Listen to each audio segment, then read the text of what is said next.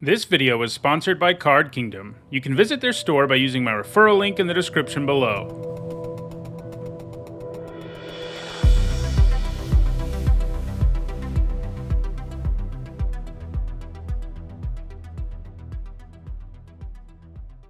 Hi everyone, I'm Nizzahon, and it's Wednesday, and this month that means it's time for another video on the history of the banned and restricted list in Magic the Gathering. In this series, we take a look at the various bans and restrictions that have been issued over the years and discuss why those cards got banned or restricted. So far this month, we've made it from January to July of 2020, and we've seen there were a lot of bans and restrictions during that time, but today we're looking at the month that is the most active of the entire year, August. That's right, we're only covering 1 month in this video.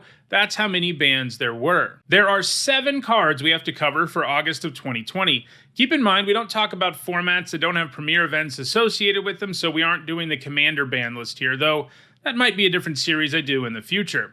Also, we only talk about cards that got banned for the very first time in each of these videos, since we cover their entire banned and restricted history every time we encounter a new card. For example, Underworld Breach got banned in Pioneer in August of 2020, but we actually talked about that in the last video.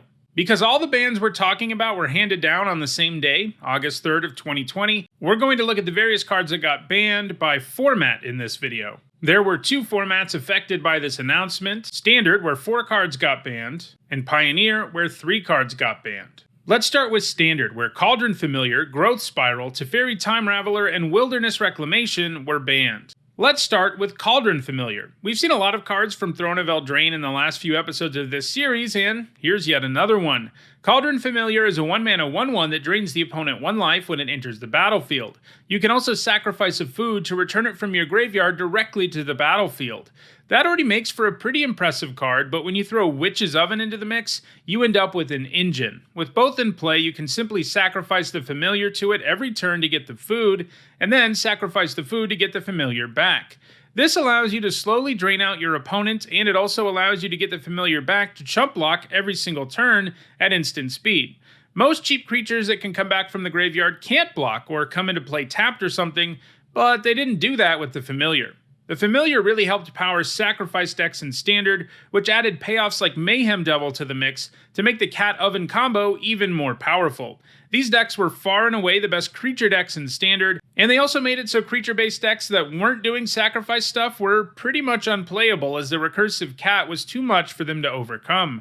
Ultimately, the sacrifice deck had to be weakened, and taking away the familiar was the best way to do that. Next, let's look at Growth Spiral. This card's an interesting one because it's basically an instant speed version of Explore, and Explore never got banned in any format. But it turns out making this an instant does make a world of difference. We just talked about sacrifice decks, which were quite dominant. In that same Standard, ramp decks using Growth Spiral were perhaps even more dominant. The Spiral really allowed those decks to both rip through their deck and get their mana in order so that they could do super powerful things, like cast a really amped up Hydroid Crassus. Removing Growth Spiral from the mix slowed down those ramp decks significantly.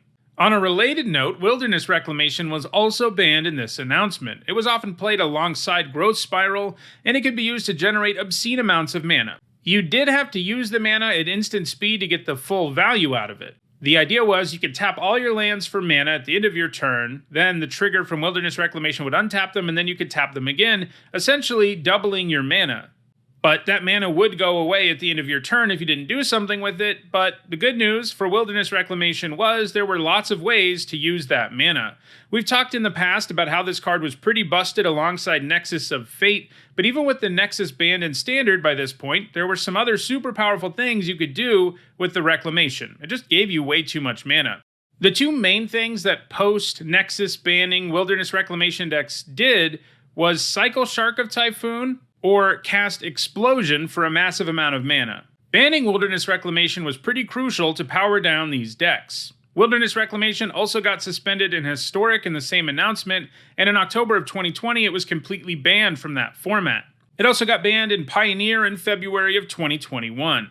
The problem with Wilderness Reclamation is that R&D had to consider every single card that they were designing as potentially abusable by Wilderness Reclamation, and as they printed new instants or activated abilities or other ways to use your mana at instant speed, Wilderness Reclamation was just going to get better. So it was better to ban the card than to completely alter the way that they were designing Magic cards, all because of Wilderness Reclamation. The last card that got banned in Standard in August of 2020 was Teferi Time Raveler. He is an oppressive 3-mana planeswalker with the powerful ability to make it so your opponent can't cast spells at any time other than when they could cast a sorcery. His +1 also offers you the ability to play your sorceries at instant speed, so in short, he drastically increases how effectively you can interact while making it very hard for your opponent to interact. On top of that, he also had a -3 that lets you bounce something and draws you a card. Basically, Teferi is a control mage's dream. One thing that is notable about the banning of Growth Spiral, Wilderness Reclamation, and Teferi Time Raveler was that they were only a few months away from rotating. This made people understandably angry, since all 3 of those cards had been oppressive for a while, so many felt it was a case of too little, too late. In the case of Teferi at least, there was a reason they waited so long. Teferi was very effective at keeping Wilderness Reclamation decks in check, since it limited how effectively they could use the mana produced by Wilderness Reclamation, since it could no longer do stuff at instant speed. Now that the Reclamation had been banned though, there wasn't really an excuse to let such an oppressive planeswalker continue to exist in Standard, even if the format was going to change drastically a couple of months later. Teferi was banned in Historic later on in 2020, and in 2021 it got the axe in Pioneer. This is another case where the reasons for the banning were pretty much the same in all 3 formats. Notably, in early 2022, Teferi did get a rebalanced version in Historic. This new version of Teferi has a watered-down version of the static ability, since he only prevents your opponent from casting things during your turn, and he also costs 1 more mana. Although he does come with 1 more starting loyalty. This new version of Teferi is seeing play in Historic, but the rebalance has made him far less dominant. So those were the bannings in Standard in August of 2020. And yeah, a lot of the same cards eventually got banned in Pioneer and Historic too. We're going to spend the rest of this video on Pioneer though, because the August 2020 announcement banned 3 cards in that format, which had never been banned in any other format. Inverter of Truth, Kethis the Hidden Hand, and Walking Ballista. While all 3 of these cards are quite different from one another, they did all have one thing in common. They powered some insanely consistent and fast combos that instantly won the game when you pulled them off. And you can pull them off in the early game. Let's start with a look at Inverter of Truth. The Inverter is a 4-mana 6/6 flyer, but it comes with a pretty big downside, or at least it was intended to be a downside. You have to exile your whole library, and then replace your library with your graveyard. It was a card that didn't see any play when it was originally printed, but once Thassa's Oracle got printed, everything changed. You could combine these 2 cards to win the game in a hurry, since the Inverter would make your library tiny, allowing Thassa's Oracle's alternate win condition ability to trigger quite easily. Jace, Wielder of Mysteries, also gave the deck an additional way to win the game for getting rid of its library, so this combo was incredibly consistent. You might be thinking that it would be hard to only have a couple of cards in your graveyard to win the game with these cards, but the presence of delve cards like Dig Through Time made it way easier, and Dig could simultaneously help you find your other combo pieces. These so-called Dimir Inverter decks are to this day one of the most successful decks to ever exist in Pioneer, and it absolutely dominated the format in 2020, making up a massive chunk of the metagame. Ultimately, Inverter of Truth had to get banned to rid the format of this deck. Kethis, the Hidden Hand, also got banned in this announcement. Notably, neither Kethis nor Walking Ballista had the same level of success in Pioneer as Inverter of Truth decks had, but there was concern that decks utilizing combos that involved those 2 cards would fill the void, and those combo decks could also win the game incredibly quickly. Kethis decks looked to mill themselves a bunch with Diligent Excavator. Once you had Hope of Ghirapur or Mox Amber in your graveyard, you could just keep casting them with Kethis' ability and continue to mill yourself. Because both of them are legendary, getting them into play and putting them back into the graveyard was pretty easy. You could even net a mana every time you brought a Mox Amber back. Once your graveyard had enough fuel, you could then use the Excavator to mill your opponent out with your free legendary artifacts cast from your graveyard. With Kethis banned in the format, this deck was dead in the water before it ever really got a chance at really high level events, but it was dominating events on Magic Online, so it was probably a good idea.